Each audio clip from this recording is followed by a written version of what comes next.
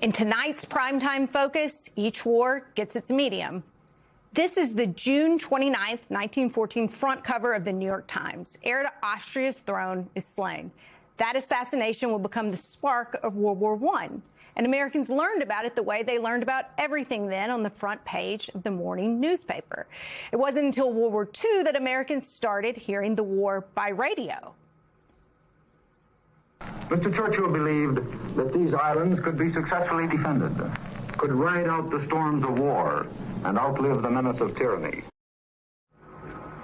Vietnam, Americans watched. In 1968, an NBC cameraman filmed the execution of a Viet Cong prisoner. For a huge chunk of the audience, it was their first time watching a human being killed on television. They weren't reading about it or being told about it from a safe, faraway distance.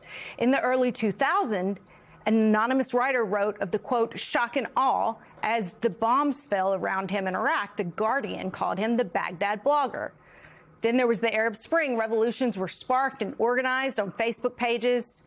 And at the start of the Ukraine war, President Zelensky held a phone up to his face and recorded a 32-second video, and it was seen over 3 million times in the first hour. These different forms of media allowed readers, listeners, viewers, citizens to come closer to the ground truth of war and the human beings at the center of it. This war, it's the AI-generated content known as slopaganda.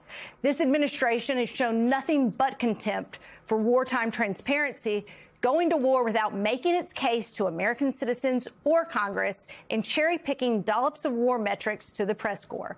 It's into that information vacuum that Iranian-aligned media groups, fluent in pop culture and wielding the world's top open-source AI tools, wage their own information war, deliberately flooding American platforms with memes and fakes that Iran's foreign embassies and consulates push out, all leading to this.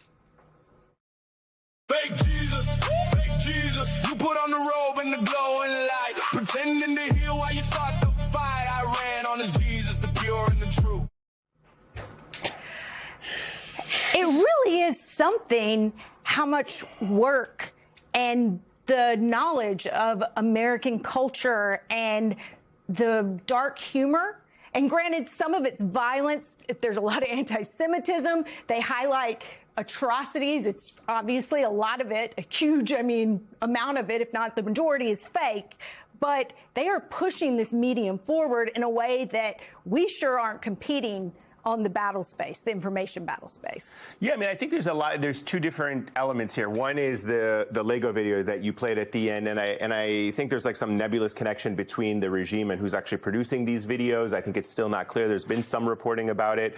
But I think the power of that video is that it speaks to a generation of people who are watching this war and the propaganda around this war playing out in real time, online, in digital spaces. And so in some cases, America is using AI in the way it uses targets and weapons systems in Iran.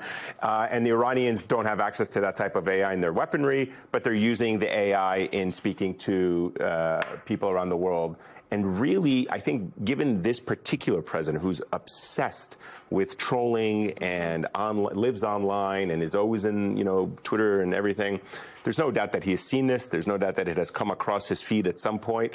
And so I think it's just another front. It's a psychological front in this war. And I think it's one of the reasons why, at least in this propaganda war, Iran seems to have the upper hand. When it's exposing men and women and teenagers who have access to the internet and phones to the war in a way that they otherwise might not know about it. And it is pushing that viewpoint. And I can't say that Donald Trump's Jesus AI memes are competing at all on the level. Well, that's when one of the strange things in the Iran war is not the first development over the last few years where you see this, that social media is allowing young people to engage with narratives and see sides and perspectives, whether accurate or completely inaccurate, good or horrendous.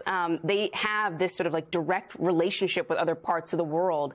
And so the sort of American media story or the American administration story of a war can't be the only story anymore. And I think that this administration is still fundamentally misunderstanding that. I think one of the mistakes that Americans make too is we're so like obsessed with ourselves and we know so little about other cultures, whereas they grow up kind of knowing everything about us, that they have an upper hand as they create cultural productions about us and jokes and memes, because not only in our language with our music, I mean, they're drawing on hip hop culture there as well. I mean, that's like just a level of knowledge about us that your average American does not have about them.